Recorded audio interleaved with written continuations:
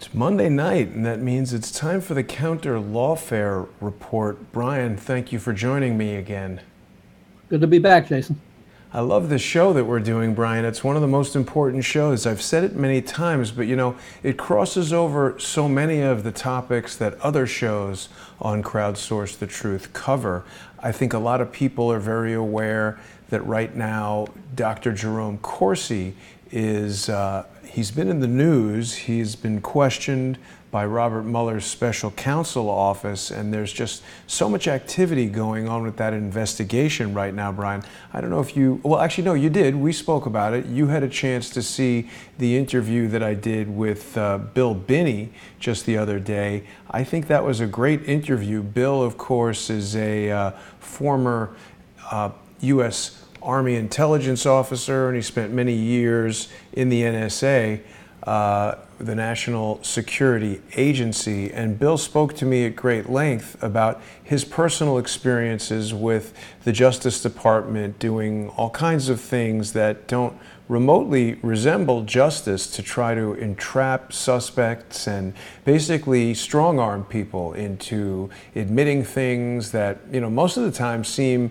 geared towards really just getting a conviction. As you've told us, some of the local district attorneys and prosecutors just want to have a solid prosecution record. But what seems to be happening in this very bizarre national case of lawfare is they're trying to assemble a crew of associates, people who are closely associated with President Trump, and get them to admit to various things that can be used against the president, either in impeaching him or impeding him from being elected in 2020. And it's possibly the most sophisticated and sinister case of lawfare that we've ever seen. Yes, first of all, that was a very informative interview with Bill. Very enlightening, actually. And the discussion we had with Kevin Shipp last week, these are great sources that we're getting a lot of information for, and things that we're going to try to do here on the show. For example, tonight we're going to focus on the area of subject of jury nullification. Now, we hear a lot about what's going on with Dr. Corsi and things that are going on at the national level, but what we don't hear a lot about, or hardly anything about, is things that are going on with just the regular people around the country that are on a day-to-day basis being falsely prosecuted and falsely charged and so forth. I know because I went through that myself 10 times in Indiana, and I'm not the only one. There's a whole lot of people that are going through that. So what we're going to try to do on our show, we're going to try to, you can turn on the national news and watch the networks, and they're going to talk about the big cases of the day nationally. But what people aren't really seeing and learning about is what's happening at the local levels in their own courthouses, in their own backyards, in the state and federal courts. So we're gonna try to educate the people a little bit about that aspect of things, and we're gonna key in on jury nullification tonight, which is it's a process where juries actually have the power. Now, there's a question. It's a mixed question in the courts as to whether or not a jury actually has a right to do a nullification in a jury trial. It could happen and I'll explain the definition of it here in a second. It could happen in a civil case, and it can happen in a criminal case, either one. What that means is, during the case, if you as a juror feel that there is something wrong taking place, that there's something unjust taking place, if you feel that the prosecutor is not being truthful in the case, if you feel that there are lies being allowed to be admitted into evidence and documents that basically are false documents in nature, calculated to create a wrongful conviction against somebody, if you have the sense that that's going on, you have the ability to exercise what you can consider as your right to jury nullification. In other words, you will be, as a juror, you will receive instructions from the court telling you certain things such as the law requires this. If this fact has been shown, you have no choice other than to convict. Or on the other hand, it could say acquit. It could say it, either way. A fair instruction would have it both ways. But if you do not agree in principle with the law, for example, if you're you could be on one side of a debate, such as what happened with Dr. Kevorkian several years ago, when he was involved. If you euthanasia, assisted suicide. Yes, mercy killings they called it, where people would, they had very bad illnesses, cancer and so forth, and they just couldn't stand the pain. And Dr. Kevorkian would actually conduct a mercy killing, and he was prosecuted numerous times. I believe it was in the state of Michigan, and he was acquitted numerous times. And without doubt, and it was against the law in Michigan to do that, but he was nevertheless acquitted. Wow! So no doubt the jury nullification came into play in those cases. Jury nullification has been around for a lot since the 1700s. It started out in the days of slavery in the northern states, where slave owners were brought to trial after the laws started taking changes, and then they would prosecute white slave owners, but white juries didn't want to convict them, even though it was against the law and they were instructed it was against the law. So therefore, the jurors would acquit the white slave owners off of jury nullification. Wow. And it went into the prohibition area when alcohol was outlawed, and then the feds would bring on, we all know about Al Capone and all of those cases, days of prohibition, and how they never could get Al Capone, but they got him on the tax evasion charge because they couldn't get him on the alcohol thing. So a lot of those people that were involved in that went to trial, and then jury nullification came into play, and then they would acquit those people even though it was against the law. So there's a lot of history for it, going back to the 1700s and even up until today, and not that long ago with Dr. Kevorkian. So what we want people to understand is, if you're sitting at a jury, if you're on a jury, you're going to sit there and, now I've never been on a jury, but I've been in several trials, civil and criminal trials, in state and federal court.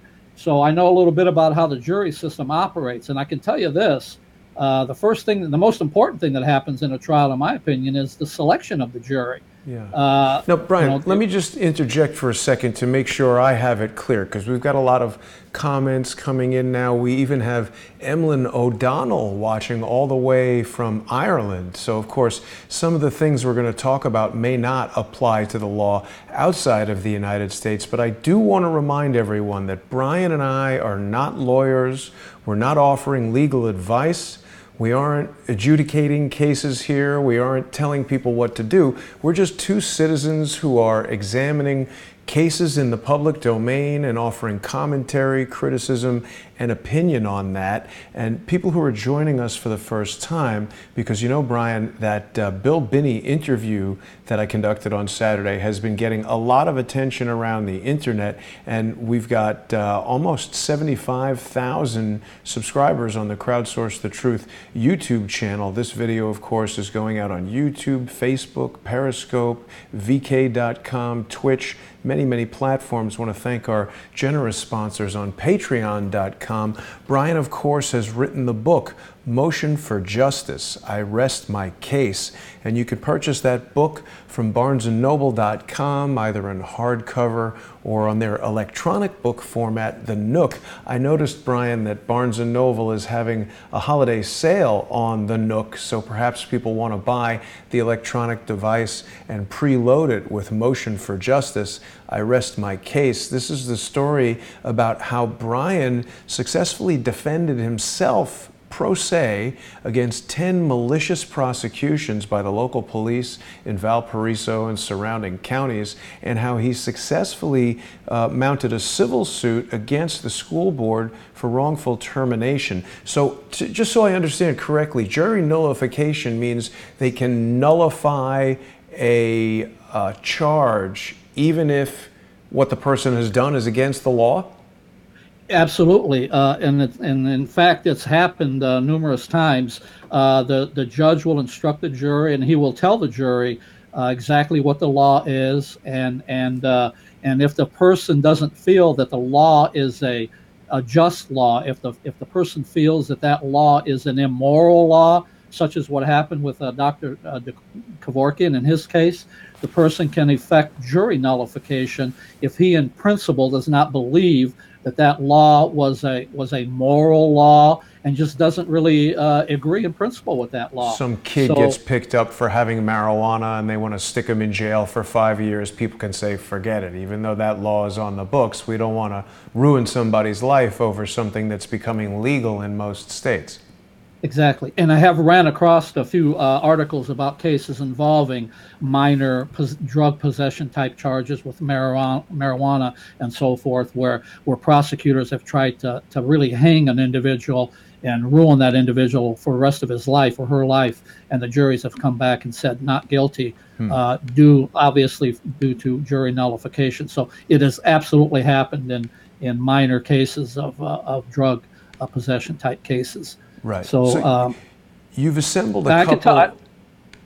Sorry. I was just going to say the courts and the prosecutors and the lawyers on the other side, it's so bad that they just don't want the public to know about this law, about the jury nullification, to the point I read an article where there was an individual, there was a criminal case going on, and there was an individual that was standing outside the courthouse with a sign explaining what jury nullification is. Now, obviously, the audience he was targeting was probably the jurors that were walking into the room. Right. And so we had this on a sign, and he was actually arrested for it. But he went to trial, and he was found. The charges were actually dismissed. He had a First Amendment right to be out there, but this tells you that the government will go to no lengths to chill a person's speech, because there's a lot of things that they don't want the public to know about that the public really should know about. Unbelievable. Yeah, no limit to what they'll do. So unlike going to, like a polling place when people are going to vote and standing there, you're allowed to stand outside the courthouse with a sign that instructs people as to what the law is. It's your opinion. It's a First Amendment right, absolutely. And he was arrested for it. Crazy. Now, he had to go through all the nonsense. I mean, he was, the charges were dismissed, but then again, as we talked about before, it's all the nonsense that you have to go through, and with all of the expenses involved and all of those things. But this is what the judicial system and the government does to the people. Yeah.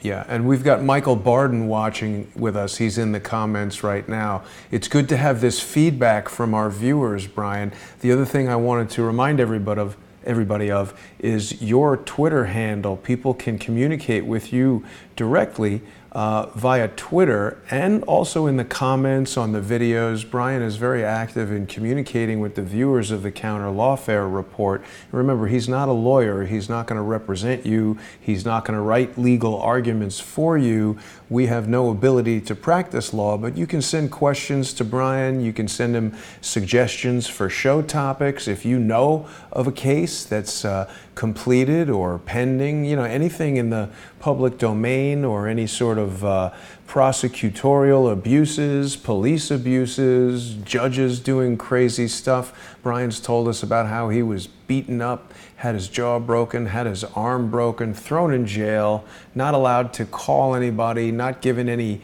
medical attention. I mean, it really is the type of thing that you would expect to happen in like an Al-Qaeda prison camp or some sort of torture situation in the Vietnam War, not in the local police station in Valparaiso, Indiana. Yeah, I have it all in there. I mean, I have the names, corrupt police, corrupt judges, corrupt prosecutors. I mean, I put it in there. I have the facts in there. Everything is backed up with documented information, and I call the judges out by name. I call the prosecutors out by name and lawyers out by name. It's all in there. I mean, if people really want to know what's going on in reality, in real life, yeah. all they can see is the article that they read about something, and then they kind of make a decision, well, that person probably deserved what he got, but they don't really understand what's going on behind the scenes. This book will show you exactly what's going on behind the scenes. Yeah, it's with a all the very corruption important taken. book. Very important book for people to get, and it's a perfect holiday gift for really anyone who's interested in justice, which should be everybody. Now, Brian, you've assembled a bunch of different stories for us today that really show us what's going on in some of this, really bizarre cases of police corruption. This one here about the Martin County man who was just driving in his car and saw an accident. Maybe I should play a little bit of this video for everybody to hear. Also to the public. Driving north on I-95 in 2012. Saw a terrible accident, and so I did what I think anybody would do. I stopped to help. James Crocker said he backed off when rescue crews arrived to the deadly rollover crash. I took out my phone and I took 4 or 5 pictures, and I'd no sooner put my phone back by my side and an officer approached and just literally took my phone from my hand. That deputy was veteran law enforcement officer Stephen Beatty. I said to him, "Sir, I didn't realize it was illegal to take pictures." He said, "It's not, but your phone's now evidence of the state. Get in your car and leave." I said, "Sir, I'm happy to leave, but not without my phone." He said, "Turn around, you're under arrest." Crocker said I mean, that's outrageous, Brian. The cops are just taking people's property and placing them under arrest. Wouldn't it be possible for the guy to, the police officer, that guy looks like a reasonable guy, seems pretty intelligent. Couldn't the officer just say, "Sir, come over here, fill out a report, download your pictures, give them to this officer," or whatever? Didn't have to take his phone and arrest him. Well, a reasonable person would do that, but the problem is a lot of these officers, and again, we're going to point out, not all. Most of them are good people, the officers, but there are certainly a lot of them out there that are very suspect. And this is a this person is a businessman in the community, a highly regarded businessman, and that officer easily could have been more reasonable. But they're macho. It's just a big macho thing. I've got the badge, and you're going to do what I tell you to do, and so forth. And then again, he had to go through all of the expense of hiring a lawyer and going through all of the proceedings, and then he was, the charges. I believe in his case, the charges were dismissed, and then he ended up when he sued him and won a verdict for it. So he was one of the. It was a good result in the end in his case, although I'm sure he would have been happy not to have ever had to file the lawsuit. And I'm sure the taxpayers who have to come up with the money that the county is paying to the guy in the lawsuit probably would prefer to not have officers doing something like that and costing tons of money. And just think about it. They want us to stop and help people. If we see an accident, see what this does is when people read about this happening and they see an accident, they're going to say, "Well, hey, you know what? I'm not going to have the same thing happen to me that happened to that other gentleman." And so a lot of it'll dissuade people from helping. So, and again, why wasn't this officer fired? Yeah. It's ridiculous. He did something he shouldn't have done. He lost the civil case with it, and the prosecution didn't work for him. Why is he even on the force? This is a problem that we're having across the country. Yeah. Now, the next article that you brought to my attention, this is really interesting because this has to do with the former Attorney General, Jeff Sessions. What is this one all about, this New York Times article? Okay, yeah, this one's very interesting, and very sadly, Jeff Sessions, who was not long ago our Attorney General of the United States, in a position where he's supposed to be safeguarding the people's rights in this country. What happened was, with all of the problems around the country with police shootings and people getting killed, mostly black people, mostly black young people that have been getting killed at the hands of police with unjustified shootings, there's a big problem in Chicago. Sessions and Trump actually have talked about it a lot, and there's a lot of situations in Chicago where black youths, young people, are getting shot by the police.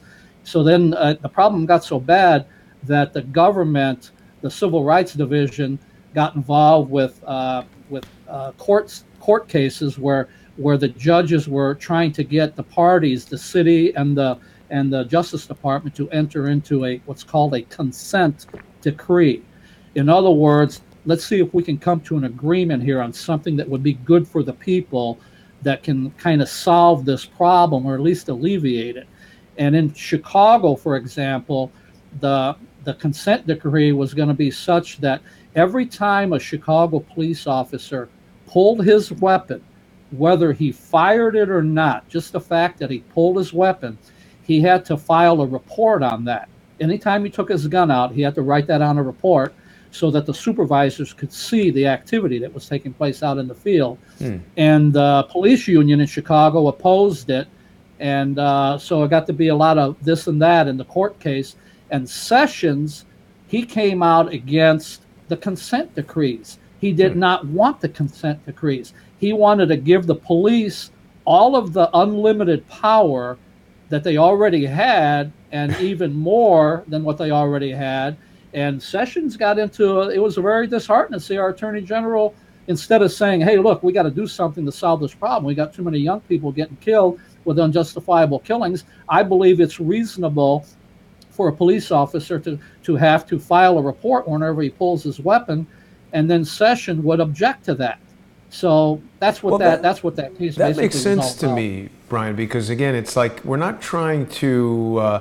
All they really want to do by having them file a report, I would think, is get the officer to not be so quick to pull it out. Now, obviously, in a life-threatening situation, you're going to write a report anyway. You show up and there's a gunfight. There's going to be a big police report written anyway. But in the case of, you know, some dentist or whatever that guy was, lawyer or whatever he is, sitting on the side of the road taking pictures with his cell phone, we want an officer to think twice about pulling out his gun, sticking it in the guy's face and saying, give me your cell phone.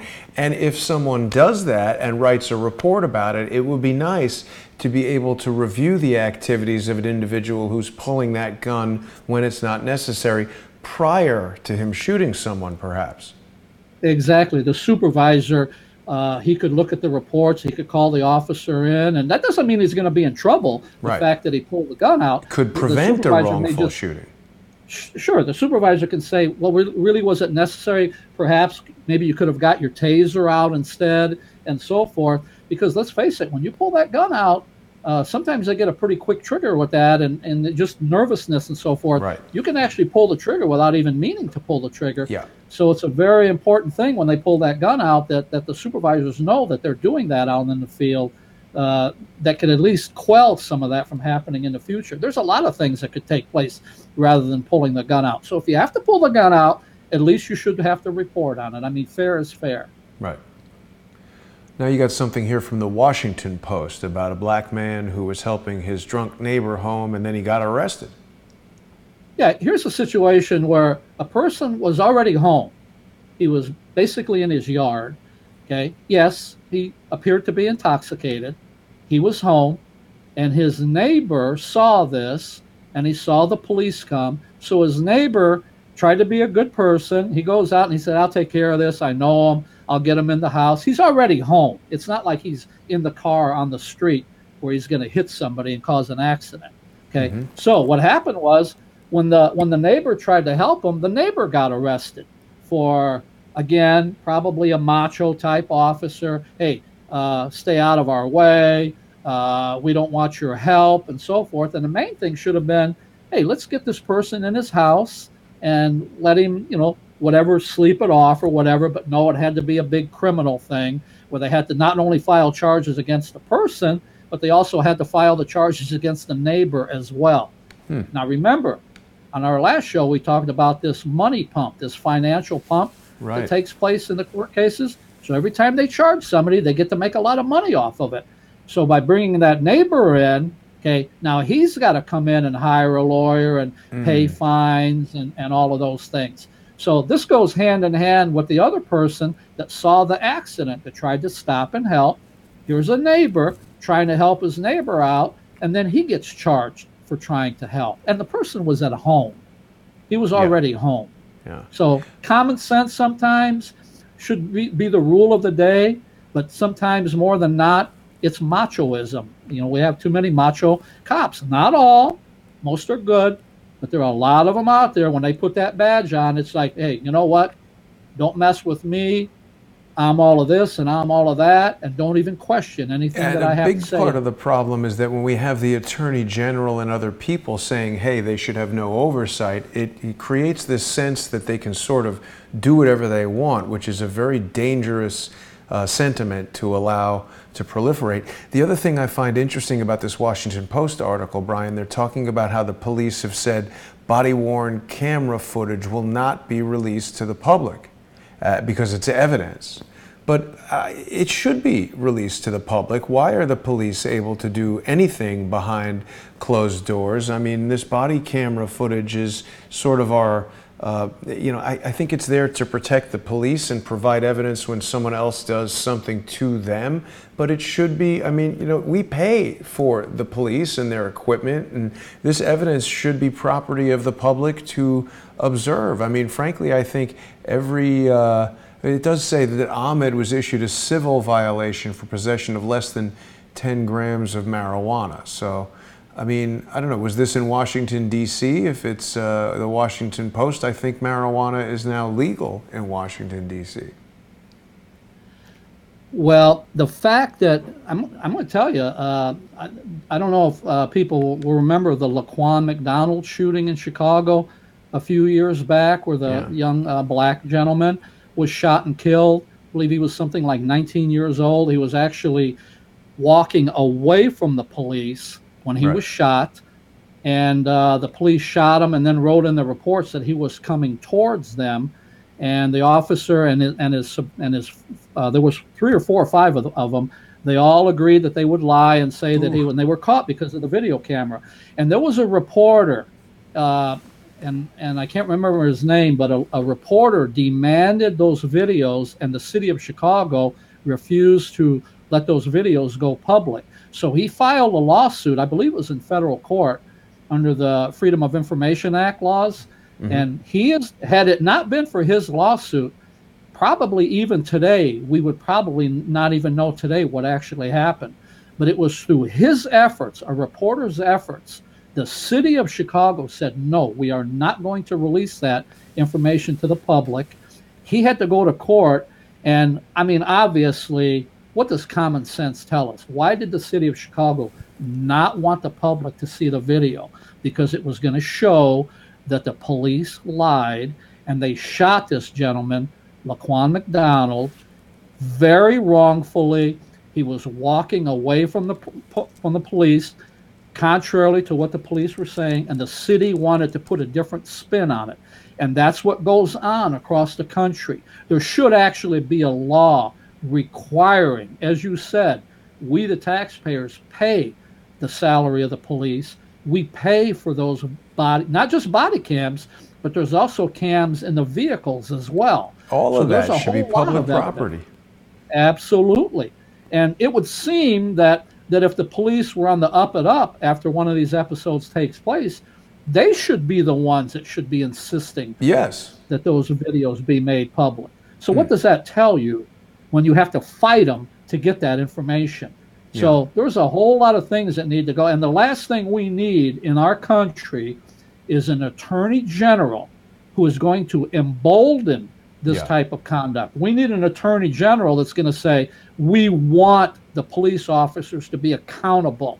Our citizens' lives in our country, even black lives, matter, which seems to be a problem that I see a bad trend. Every time I read an article, it seems like as I'm reading the article, it shows up that it's a black person. Something very bothersome about that fact alone. So we have we need an attorney general in our country, whoever it may be, under whatever administration it is, whether it's Republican or Democrat, it doesn't matter. But we need an administration in our country that's gonna be more mindful of the people's rights and the people's safety. I know what it's like. I went through it 10 times, and I went through a Justice Department with John Bolton, who had all of the evidence that I provided to the FBI and the Justice Department, and they knew what was going on with me. I gave them tangible evidence, including a tape recording. But our Justice Department chooses to look the other way, and let's protect the corrupt police as much as we possibly can. That's what's happening, and that needs to change. Jeff Sessions was wrong, and we need to have that corrected. We need a Justice Department that's going to protect the rights of the people. That doesn't mean we're. Go ahead. I'm sorry. No, well, I was just going to say some of our commenters are saying that, maybe this is why Rahm Emanuel stepped down. And it's interesting, Brian, because of course our topic today, jury nullification, is essentially, one of the checks and balances. Our whole government, every aspect of the government is supposed to be based on checks and balances because it's a complicated thing. All these unique scenarios come up that can't be anticipated, but if there are sufficient checks and balances, there should be a way to sort of deal with or head off any situation. And for instance, if there was a website, if every police department had a YouTube channel where all the body camera footage was constantly live streaming, and it wasn't this issue of, well, we get to decide if we release the body camera footage or not. The police are almost using these body cameras as almost like a tool that when it suits them, they release it, and when it doesn't, they don't. And that's not good. It should be a check and balance against police corruption, and it would foster an inherent sense of having to do the right thing because somebody is watching, and it would prevent the one bad officer in a group from maybe doing something that the other officers don't want to talk about or don't want to, reveal, because they would all know that it's going to be on camera and everybody's going to see it no matter what. So do the right thing. You're not going to have the ability to say a 7-Up can was a beer can or the kid was walking away when he was walking towards us. We need those checks and balances in place. Absolutely, and that's what those cameras are for. That's the only reason they're there in the first place. So it's just mind-boggling that we even have to have this discussion. We've talked before about situations where, the cameras were off for whatever. Well, then that officer should be fired then. I mean, right on the spot. Or at least put on warning. Too much nonsense. Put on warning, and if that's happening too often, then perhaps it is something to fire them over. People talk about the blue shield or the blue line that the cops don't want to, rat out other cops, and I get it. It's very rare that we hear of a police officer actually being held accountable, but you've brought to my attention this article here about an incident in Florida. What's going on with this one? Well, this is a police chief in Florida who'd been framing, innocent black men for years and years and years. I mean, he's got a documented trail going back years of doing this, and it finally caught up to him. And in his most recent escapade, where he got caught, finally the city decided enough is enough now, and then they finally took some action, and then there was a prosecution, and he's been sentenced to 3 years in jail. Now, he's done it with numerous black people over the years, and then just recently here, he got caught in a bad situation where he couldn't get himself out of it, he couldn't squirm out of it, so he received 3 years. Now, again, I'm going to say, this is where the eye for an eye law should have come into play. To me, I believe that all of those people that he framed in the past, that all of that time should have been added up. Right. All of those black people that were in jail, and he should have been required to serve the same amount of time in jail as collectively as all of those black people had to serve in jail. But they gave him 3 years. And we have to fault the system, the court system for that. Because if that judge, now it's good that the judge gave him jail time, and 3 years is considerable jail time, but we have people in jail for, we did a show not too long ago, somebody was in jail for 43 years. Right. A black man, 43 years. So when you compare 3 years to 43 years, a lot of people would take that deal for sure. So we need an eye for an eye law. I have a feeling when the guys in jail find out that this was a police chief wrongfully imprisoning people, that's going to be a difficult 3 years for him. I would think that he's going to probably, I'm not going to put my personal opinion out there, but you know what? Hey, he made his bed, now he can lie in it, so to speak, I guess. Exactly. But there's a lot going on there. But also my question would be, since he's been, and it's documented that he'd been doing it for years and years, why was that? See, you have to hold that city accountable for that. Because again, they were hiding all those things in the past. And that's why these things take place, because there's no accountability. Right. Maybe this should trigger some kind of an investigation. How was this guy able to do that? What's up with the process of, you know, how they report these crimes? Who else is? You can't ever really have one individual in a position of power where they're able to get away with that. Absolutely, and that's why it's a problem all across the country, because they routinely get away with it as a matter of course. And certainly with Attorney General like Jeff Sessions, hey, we can do whatever we want. If push comes to shove, the Attorney General of the United States is going to have our back, so we can just lie about whatever we want. We can make false charges. We can put black people in jail just because we don't like them. We can put anybody in jail because we don't like them. It happened to me 10 times. So right. I know the game that's going on out there. Maybe and by the way, let me give a little credit here. A lot of these articles that have been coming in, I've been receiving from our viewers a lot of information. Leslie Moore, Mira, Earl Cunningham, Rick Cummers, Jonathan Zell, just to name a few. So we're a lot of information's coming our way through our viewers on here as well. So that's a good thing. Definitely, yeah. So we've got another article here, Brian. There's a lot of stuff going on between Indiana and Illinois that can make your head spin. Yes.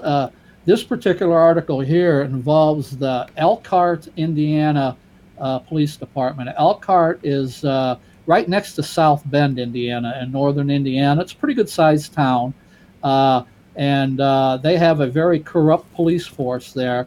And there's been things going on with information that false information that's being provided on warrants, so they can obtain warrants against people unlawfully. So they've determined that they've been giving false information. And here's a picture of the police beating this person. Now you can see here there's 1, 2, 3, 4 officers there, and he's down on the floor. He's handcuffed. He's subdued, and they're beating on him pretty good. And if you read the article, it was a very sad case of what's happening there. And what happened was there's been so many problems with the Elkhart Police Department that people are demanding an investigation. And the state police were asked to come in and investigate what's happening in Elkhart. And the powers that be in Elkhart, now the present mayor there currently does want an investigation. So this has been an ongoing problem with previous administrations. But the police department wants the Justice Department to their representatives, their lawyers and so forth. They want the Justice Department to investigate, not the state police. So that has to make you wonder, why is it that they don't want the Indiana State Police, but they would rather have the U.S. Department of Justice investigate? Just think about that. Now, we just read and saw a little bit about Jeff Sessions. They want a department that they know has a history of concealing the wrongful activity and clearing the police officers. That's the history of the Justice Department. The Elkhart police know that they have a better chance with the U.S. Department of Justice investigating their activities than they do with the Indiana State Police, because there's a tradition there with the Justice Department. I know because I went through it. I went to the Justice Department, and John Bolton just clears them. That's what they do there. So all you have to do is ask yourself, why do they insist that the Department of Justice investigate this? Now, come on. I think the answer to that is pretty obvious. Absolutely. And we're watching this video here, Brian, and the guy is spitting on the floor in defiance of police instructions, which is definitely not a good idea, but it doesn't justify a huge beating. One thing I find troubling is that the police officer says to him, if you spit again, we're going to party. So he thinks that beating this guy up is a party. Look at how they're beating the crap out of him there. Look where the guy, the middle guy, where he's got his hand. He's got his hand right on his gun, right in the video. Ready to shoot him. Can you back that up for a second? He's on the floor. He's got his hand on his gun. Okay, so there you go. He's on the floor, and yes, as you said, spitting on the floor. But you know what? Put yourself in that situation. I know, because I've been in that situation. Oh, he spit at the cop. I mean, the guy's an idiot. You can't taunt cops. They're gonna want to beat you up, but the cops can't beat people up like crazy. Yeah, well, exactly. And here it is right on the video. And again, totally uncalled for. He looks like he did something bad. looks like he's bleeding But a if you lot. look at absolutely, They could well, kill think him about it. He punching can't him help that himself. much. He's tied into the chair there. He's got his hands cuffed behind his back. He can't move, and they end up striking him, and he falls. That's a concrete floor there. As a Couldn't matter they of punch fact. him once and say, "Do not spit again"? You would think so. You would think they could actually do that without punching him at all. Actually, Wrap a towel around his mouth or something, and exactly. It just and what we're seeing there is just the tip of the iceberg. There's many more things that are much more egregious than that, And for Brian, sure. you've told us about how the police broke your jaw, broke your arm. You don't strike me as the kind of guy who would be spitting on the floor, and you've even told us in previous interviews that you don't drink. So what was the circumstances surrounding the police beating that you received? Well, not just beatings several times, numerous times actually, in my yard, coming home from work. So they just come to your house and they say, Question them. Yeah, well, they were. I'd been, as we said before, it happened to me 10 times, falsely arrested 10 times, and on the one particular occasion at my house was probably the 7th or 8th arrest in the series of arrests, where the same guy, Richard Zentz, we talked about him, the alcoholic officer, had stopped me, and he had already stopped me a week and a half before that on a bogus charge, and I said, I'm going home, I'm tired of the nonsense. And then when I came home, I was met by numerous Valparaiso police officers and just really worked me over in my yard, right in my neighborhood, in my yard, in my front yard, in front of my house, in front of my mom, in front of my brother. Wow. And hit me with a bogus charge that was dismissed later.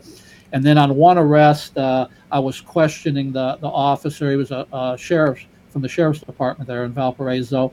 I was questioning why he was stopping me and so forth, which I have a right to do. I mean, see, they don't like that either when you ask them, and you have a right to know why you were stopped and being detained and arrested. So then when I'm questioning, now remember, this has been happening over and over and over. So I wanted to know what they had to say about why are you stopping me. So then when I questioned them, then he broke my jaw. He socked me and broke my jaw, and then hit me and fractured my ribs. Actually, it was my ribs, not my arm. It was my ribs. Just for speaking to him. Just for questioning why I was stopped. So then they take me to jail, and then they wouldn't let me make a phone call. They wouldn't give me medical attention. I had to stay in jail overnight with a broken jaw and fractured ribs until the next morning when I was allowed to make a phone call. And then my brother came and got me and took me to the hospital, and I had to have emergency surgery. My jaw was wired shut for 2 months over that. And then I went to trial. They prosecuted me. And remember now, on our last show, I talked about how the sheriff, Tim McCarthy, we took his deposition on a federal deposition and asked him about it. And he's testified on his deposition after my criminal trial that he, as the sheriff, felt that they didn't have the evidence to back up the charge. They tried to hit me with a DUI charge. And everybody knows that I'm not a DUI type person. I hardly ever drink unless it's some social thing with maybe 1 or 2 drinks somewhere if I'm out somewhere. But everybody knows I'm basically a non-drinker. But they were trying to hit me with that and hit me with anything under the sun that they could do in Indiana because they were upset because I was standing up to the system. I was being either acquitted of the false charges or the charges were dismissed and so forth. And I was standing up to the system, fighting for my rights in court and publicly as well. I mean, I talked about it, in newspapers and wrote letters to the editor and so forth to expose what was taking place. And therefore, I had a target on my back. And it wasn't a small target. It was a pretty good-sized target. So I went through the whole thing. You've even told us how writing the letters to the editor seemed to anger law enforcement even more, that they sent messages around. It's interesting, searching around, we could find the case of Vukadinovich versus Zentz, but very little about Richard Zentz on the internet as I look around for him. Hard to find. Yes, well, what they don't want people to know is while all of this was going on with me, when Zentz got involved playing that game that they were playing, that he was an alcoholic and in fact had was found on the side of the road in a drunken stupor early in the morning, and was taken home and not to jail by the police. He had his gun on the side of him. He had on the side of him on the seat. He had a beer between his legs. Never got fired. It wasn't prosecuted. Then after that, he was drunk again, crossed the center line, and hit a car head on, and caused a major injury. And then finally, he ended up losing his job. And then they put him in some alcohol treatment center and so forth. He should have never been on the force. Definitely Certainly shouldn't have been on the force very long. And he was one of the ones that I had to deal with. But see, they don't want the public to know about all those things about these cops. You know, and he was one of many on the Valparaiso Police Department with a bad track record. And I actually put a lot of information in my book about these Valparaiso officers, and I put in there things that they had done that if the people read, they're going to say to themselves, well, how could these people be I mean, they had stolen merchandise that the city knew about and didn't fire them for. They're supposed to be out there upholding the law, and they were buying stolen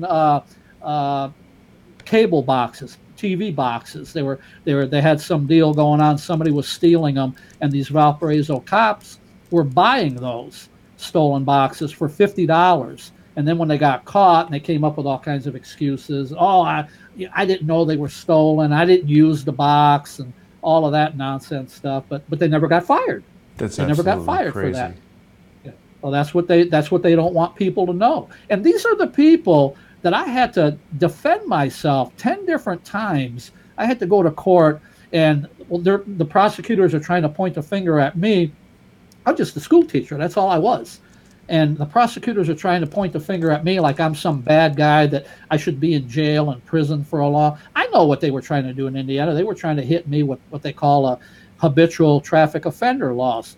In other words, if you get 3 convictions against somebody, they can put you away for 20 years. So they figured, well, if we just keep arresting him over and over, he can't just keep getting exonerated each time. Something's going to stick. And right. maybe we can get him put in prison for a while and get him out of the way. But I didn't allow that to happen. I stood up every time and fought the charges. And here I am now. I wrote the book, and I'm on the show here in order to expose what's happening with corrupt police around the country, and Absolutely. corrupt prosecutors, and to a certain extent, corrupt judges as well. Absolutely. I had to deal with some corrupt judges in my cases as well. And people can read all about that in Motion for Justice, I Rest My Case. That's Brian's book. It's available hardcover and as an ebook, either from barnesandnoble.com in their Nook format, or also you can go to amazon.com. It's really interesting to me, Brian. I'm looking around for Richard Zentz. I feel like we saw some news article about a drunk driving thing with him or something like that, but I'm not able to find it right now. So it's interesting to see what's on the internet and what's removed from the internet. And as you're saying, this is the police version of lawfare. Just a few corrupt police. If you find out that they're running some kind of stolen cable box deal, or beating up drug dealers and stealing their drugs and selling those, or doing anything illegal, the cops certainly don't want you going and telling people like that, or writing letters to the editor. I mean, the position that I'm in, having a show every day on YouTube and Periscope and Facebook, and of course on patreon.com/crowdsourcethetruth, when I start uncovering evidence of wrongdoing, I'm sure I've spoken to you about the evidence that I've discovered of charity fraud being done by the Earth Intelligence Network and its figurehead there, Robert David Steele. Evidence seems to indicate that he's engaged in felony charity fraud in the state of New York. His lawyer admitted to that in court documents. And the more I talk about that, and the more I talk about the fact that Steemit.com seems to be a Ponzi scheme and a money laundering scheme, or at least these individuals have described in live streams and phone calls and Discord chat messages, they're describing mechanisms through which they're exploiting that blockchain-driven, cryptocurrency-backed social media network to help finance their I think, illegal activities. It definitely warrants more investigation, and the more I talk about it, the more aggressive they become with their false lawsuits and their version of lawfare. They're also now trying to rope Dr. Corsi into this ridiculous hoax that it would seem a bunch of their affiliates perpetrated in the port of Charleston. So it's a very real matter. I'm not trying to fight with other social media personalities. I'm trying to point out an elaborate scheme that's being utilized to try to take social media and make it a weapon and to ensnare people in what now, in the case of Dr. Corsi, would lead right up to the president. So it's important that we talk about it. It's very important, and in fact, I'm just going to say it. I believe, I know what I went through. To me, I believe it's a criminal enterprise system that's taking place right within the court system. I know that sounds out there, but I'm going to tell you, when you get a system in place where we have corrupt police that aren't accountable to their own employers and to the public, and then you get prosecutors who are accepting these cases.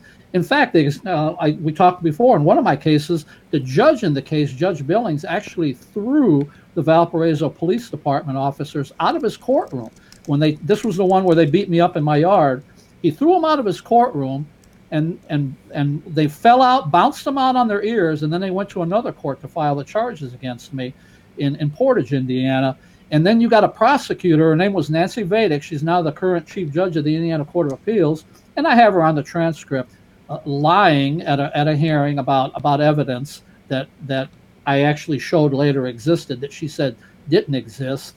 And then, now fortunately for me, I did have a good judge in that case. Her name was Judge Mary Harper. But that could have went the other way. If I would have had a bad judge in that case, they could have probably still went ahead and prosecuted me and do things how they do them and try to get a wrongful conviction. So it's basically, to an extent, it's basically a criminal enterprise system, because if you have police allowed to file false charges against people, and if you have prosecutors who are allowed to bring vindictive prosecutions against people that shouldn't be taking place, and if you have a judge there, such as I had in LaPorte, Indiana, with Judge Paul Baldoni, that was allowing those types of things. That's the judge in the case where the officer switched the affidavit that said the empty 7-Up cans, right, and testified at the trial to the beer cans so they could get a conviction. So when you get judges like that involved, it's a criminal enterprise system. So the judge those knew? People should be in jail. Judge Baldoni knew? Well, it's wink, wink, or at the, I put him on the stand in a post-conviction relief hearing, it's called, after the trial was over, and I found out about that affidavit, and I put him on the stand, and I asked him a lot of questions about the trial that he oversaw. And then there's a special judge that came in from the next county that was just, I don't want to make it sound too bad, but talk about a kangaroo court.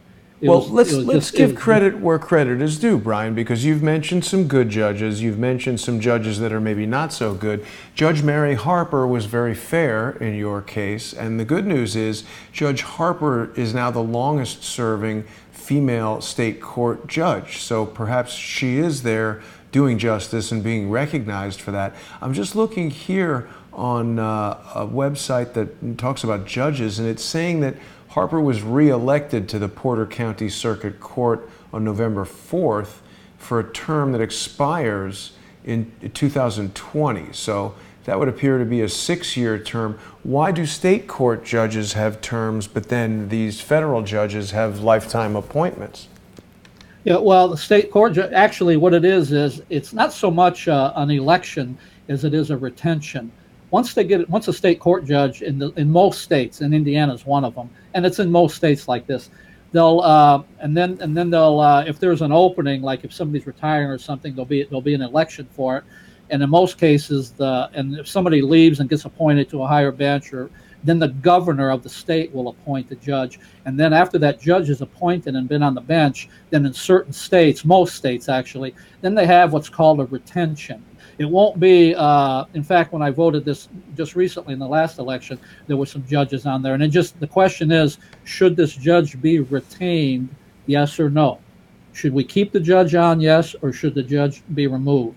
No. So it's a retention vote is what it is. And to be honest, most people really don't know much about these judges. Right. Most people will just check the yes box. Well, he's been there for a while, he must be okay.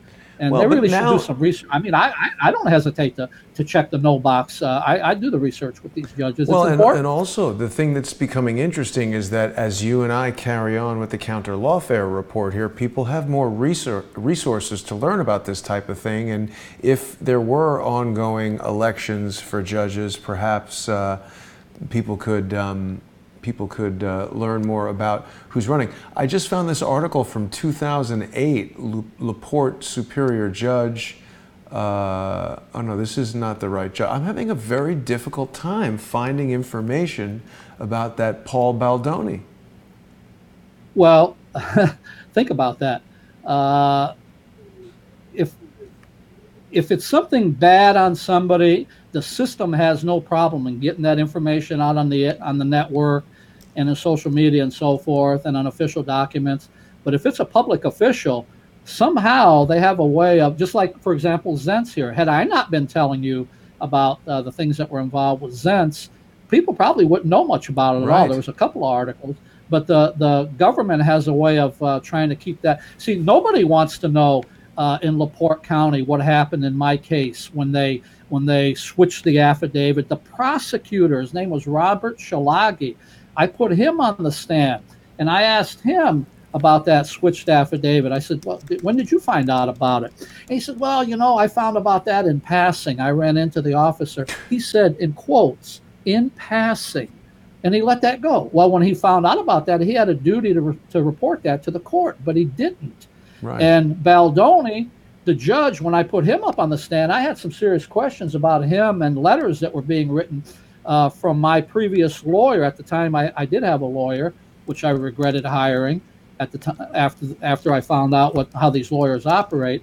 And then when I wanted to ask Baldoni questions about the correspondence between that lawyer and him, this judge, McLaughlin was his name, oh no, you're not asking questions that the judge received any correspondence from the lawyer and so forth. They have, you know, they conceal those things, they hide those things. They don't want the public to know those things. Yeah. The last thing they want the public to have is me out here on this show right now talking about these things. Well, and we've seen that for sure. They try to, you know, we've got even in the federal civil case against me right now, there's requests for injunctions and gag orders and all kinds of things. I mean, when I level an accusation against someone, I want it aired out in public, not some secret hidden agenda that gets you know, put out in a clandestine kind of way that people can't review. We got just a couple more articles here to talk about if you want to go through these, Brian. We're getting close to the end of our hour, but there's a few more things that you brought up. Yes, here again is the Elkhart Police. The headline says, nearly all officers in charge of Elkhart Police have been disciplined. The chief keeps promoting them. That goes hand in hand in what we've been saying. Instead of firing them for doing the wrongful acts, they get promoted. They get rewarded for it. Yeah. So this is, again, in a nutshell, the part of the problem that we're having. It's happening in Elkhart, but they want the Justice Department to investigate them, not the Indiana State Police. So we've talked about that, and just as we talked about earlier, when I was exposing the things that were going on in Porter County and the Valparaiso Police, the FBI took my letter to the editor and sent it to the Department of Justice. You know, I mean, talk about chilling somebody's speech. So now I have to think, well, what else is it that the FBI has been monitoring about me? So, but when it goes to the Justice Department is going to cover up wrongful police activities. That's why the Elkhart people want the Justice Department. We have a problem in our country with our United States Department of Justice. It does not protect the people. It protects wrongful conduct, wrongful police officers, wrongful government politicians. Officials. Absolutely. And you've had personal experience with John Bolton when he was in the Justice Department, so it's important for people to let that soak in, because now here's a guy who's behaving like this through the 80s, through the 90s, through the 2000s. He moves up through the Justice Department, through various elements of the government. Now he's a national security advisor to President Donald Trump, and he's advising him to destroy Iran. This is obviously a guy who can't see police misconduct when it's staring him in the face. So that's a dangerous guy to have as the national security advisor. John Bolton, I don't like that guy at all. Brian, Ultraviolet 100 has a very good question. How do you check a judge's ruling and sentencing history? Well, first of all, go to the courthouse and go to the clerk's office and tell the clerk that you want all of the criminal cases that that particular judge has been involved with. They should be able to do it just off of his name. Just go to the desk. I want to know about all of the cases. I want the files. Now, I want people to understand they're entitled to see those files in those cases. What about Pacer? Can people go to pacer.gov and see them there? Well, now on Pacer gives you information on federal court cases. The state courts in each state have a certain system set up where you can go on their particular websites and so forth, but it's not Pacer. Pacer's for the federal court system. So if you want your court, so you need to contact your whatever your state capital is, who monitors the state activities. Say I want the website for the state court system, and get on the state court system website, and you should be able to type in that judge's name and get all of those cases. You can go physically to the clerk's office if it's a local judge, or if you want to know about all the judges, get on the state court's website and type in that judge's name. And if you have to, call the state court system and say, hey, it's not showing up on this website. I want all of the cases that this judge has ruled on, any criminal cases. I want copies of them. I want to examine them. Now, Brian, I want to let you know that there's someone who thinks they're clever going into the comments and making threats and things like that. I need to alert people that threats of violence will not be tolerated. This person's being reported right now, and I suspect that's someone who doesn't want us reporting on these types of incidents, and they probably think that by injecting comments like that into the chat here, they can implicate the show or me or somehow promoting violence. We definitely do not promote violence, and we're not advocating anyone do anything outside the law. Brian and I are not lawyers, we're not giving anyone legal advice, and we're not trying to incite anyone to do anything other than know their rights and use the legal system to research what those rights are. You know, it's interesting, Brian, I had a thought the other day. There's a lot of this troll activity that goes on where people like to make fake accounts and send messages from fake accounts, and it's frustrating. There is a way that people who are right-minded, who see that and want to stop it, there's a way that I thought of that you can combat that. If you see an idiotic trolling comment in there, you can go to Crowdsource the Truth 2, and you can get on Super Chat, and you can send money to Crowdsource the Truth and mention that it's anti-troll money. And when the trolls start to see that people are going to patreon.com/crowdsource the truth or sending $5 or whatever it might be in response to their comment, it'll start to build this feedback response system where the more actively they troll, the more financially healthy Crowdsource the Truth will become, and that'll discourage them from doing that kind of trolling. It's a great method that we can use collectively to keep the trolls out. And there was this other article you sent me that this reminded me of actually Charlie Robinson's book. What have you got here about the Special Operations Division? Oh, this one's very deep. It talks basically about federal operations that are taking place, how the government will, on the inside, do very underhanded things to get information about people that they're actually not entitled to. They'll actually break the law, but be covered by the law at the same time, because they have their own system in place where their superiors are, just for example, like however people feel about like waterboarding. When we catch somebody terrorists or known suspected terrorists, and we waterboard. Some people are okay with that. Some people say it's legal. Some people say it's illegal. So this is another example where well, here we're looking at an immigration-related offense here, where these government officials, ICE and so forth, are doing a lot of underhanded tactics to get information against people that they're actually not entitled to. Huh. So this is very deep. This is very deep. And it's talking a lot about parallel construction. Yeah. The title of this article was The Dark Side, and this is coming from hrw.org, Secret Origins of Evidence in U.S. Criminal Cases. It's talking about parallel construction, which is the same thing that Bill Binney was telling me about. Of course, they can spy on your cell phone, your computer. They can plant things in your computer. Cheryl Atkinson spoke about that in her book, The Smear. She was investigating Fast and Furious, which of course was a program put together by Eric Holder and Barack Obama to illegally run guns all over the place. And they can then use that illegally gotten evidence or falsely planted evidence to get their target person in trouble, get them into court, and force them to sign some kind of plea deal. Interestingly, Brian, Teresa on Patreon.com is telling me that the police have a spit mask that they can put onto a suspect when they are spitting. So, I mean, I think it's important that we remember that the police are not normal citizens. You know, if somebody gets in your face in a personal confrontation and you're defending yourself, that's one thing.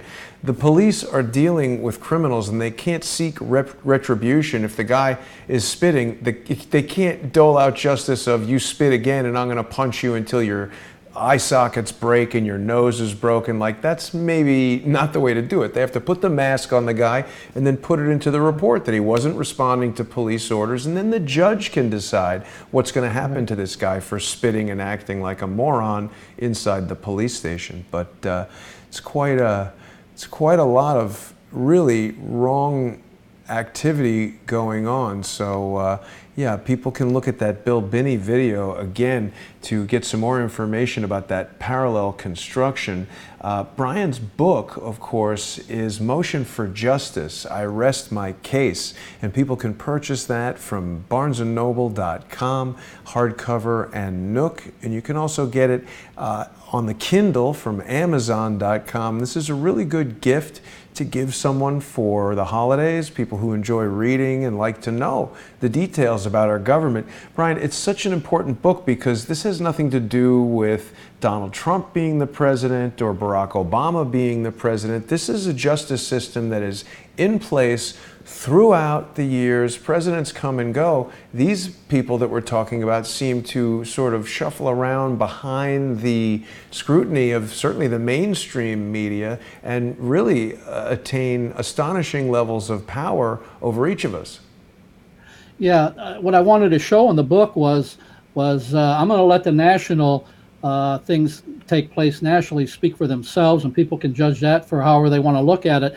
But I wanted to show people such as you and I, just regular people out there that are just trying to live our daily lives, what happens with regular people when they're subjected to an unjust justice system. So it was very important for me to show that when these people are looking at their judges, they should actually think about the fact that, do I really know what I need to know about this judge? Is this judge really a fair judge? Is this police officer in my community that looks great in that uniform and all of those things, is he really a good cop? Or right. Is there some things I need to maybe know about this? And these prosecutors, so my book shows at that level of the regular people type level of what's happening out there. Yeah. This is just a microcosm of things that are happening all around the country. Mm-hmm. So, and as I said, I don't hold anything back, and I name names, and people, every time they read about what happened to me, there's probably a story that they remember, or there's something that might have happened to themselves or somebody that they know. Right. So I'm just trying to enlighten the public about how things are really taking place against the regular people in our country. Yeah. Regular people all across the board, how our local and state and federal governments are basically abusing the rights of the people in our country. Absolutely. It's a problem. And I want to remind people, Brian, that you join me every Monday at 7 p.m. Eastern for the Counterlawfare report. And Brian is very responsive to viewers' input. If you want to email Brian, you can follow him on Twitter at Motion for Justice, and you can direct message him on Twitter. You can comment on the videos on YouTube and on the Jason Goodman channel, the main home for Crowdsource the Truth and Crowdsource the Truth 2. Brian's most active on Twitter and Facebook, and he's constantly looking at the comments on YouTube and taking input for future shows. So definitely, if anyone knows of an ongoing case of judicial corruption or police corruption, bring it to our attention and we'll look at the evidence that you've got, and it could be the topic of a future show, right, Brian? Absolutely. I've already been getting some inquiries from some viewers already, so we've already got some things in the works already coming up in the near future. And absolutely, if you have something that you think that people maybe should know about, that you've been through or that you know about, definitely contact us and we'll definitely look at it. I can tell you, I've already been talking to a couple of viewers already who are going to come on the show and talk about things that have happened in their cases. Absolutely. Right. And by the way, I wanted to congratulate Teresa for that observation on the spitting masks. That was a great observation for her, that for her to make. I didn't know about the spitting masks. There you go. I mean, that's crowdsourcing the truth. Everybody comes together and we share our knowledge. So, Brian, I want to thank you for creating this show with me. This really is one of the most important shows that I'm doing, and I could not do it without you. I also want to thank our generous Patreon sponsors, people who are watching on patreon.com/crowdsourcethetruth. Even if you're watching on YouTube or Periscope, Patreon is a great way to sponsor the show. If you like what we're doing here and you want it to keep going, please get on to patreon.com/crowdsourcethetruth. And remember to purchase Brian's book, Motion for Justice, I Rest My Case. It's a great holiday gift. I want to thank Brian once again for joining me. And Brian, I'll see you back here next week at 7 p.m. Eastern. We'll have another great show for everybody. Thanks so much for watching. My pleasure. I'm looking forward to it.